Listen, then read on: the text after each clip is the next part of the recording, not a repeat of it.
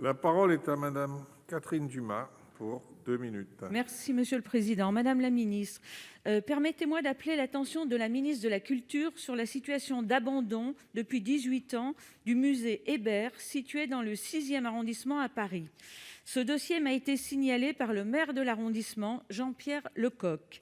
Inauguré en 1978, ce musée national a fermé en 2004 pour raison de sécurité. Il est aujourd'hui dans un état de délabrement avancé. Installé dans un hôtel particulier dont la façade est inscrite aux monuments historiques, le musée abrite les œuvres d'Ernest Hébert, portraitiste mondain renommé de la seconde moitié du XIXe siècle. Ce musée est issu des donations consenties à l'État pour ses collections et à la réunion des musées nationaux pour son bâtiment par René Patrice Dukerman, fils adoptif de la veuve de l'artiste, qui, en outre, a institué la Fondation de France légataire universelle en l'absence d'héritier direct. Un rapport de l'Inspection générale des affaires culturelles sur l'avenir du musée Hébert proposait en 2017 une solution qui permettait sa réouverture dans les conditions acceptées par l'État. Madame la ministre, pourquoi cette voie n'a pas été suivie ? La ministre. Merci Monsieur le Président, Mesdames, Messieurs les sénateurs. Madame la sénatrice Dumas, effectivement, vous le soulignez, la situation du Musée national Ernest Hébert, elle est très particulière et délicate, avec un musée qui a dû être fermé en 2004 parce que les conditions de sécurité pour accueillir le public n'étaient plus réunies.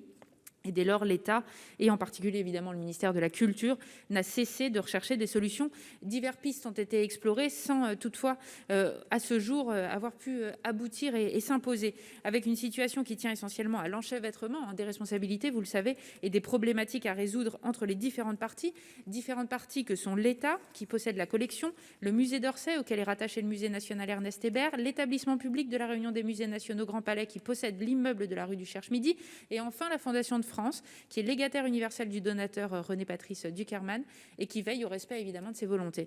Avec donc toute avancée dans ce dossier qui suppose de trouver une solution qui convienne à l'équilibre à toutes les parties et pour le moment cette réponse satisfaisante demeure à équilibrer entre des enjeux à la fois culturels sur la valorisation de l'œuvre du peintre, des enjeux patrimoniaux pour permettre à la collection d'être conservée dans de bonnes conditions, des enjeux juridiques aussi dans le respect des volontés du donateur ou encore évidemment financiers.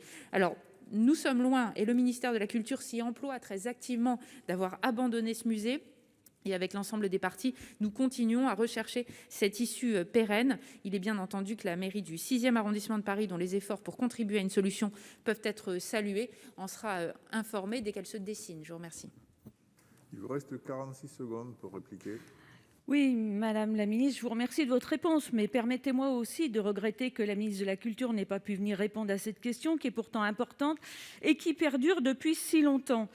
Depuis le 28 juillet, j'attends, à la suite d'une lettre, les conclusions de l'étude de la Direction générale des patrimoines et je ne les connais toujours pas.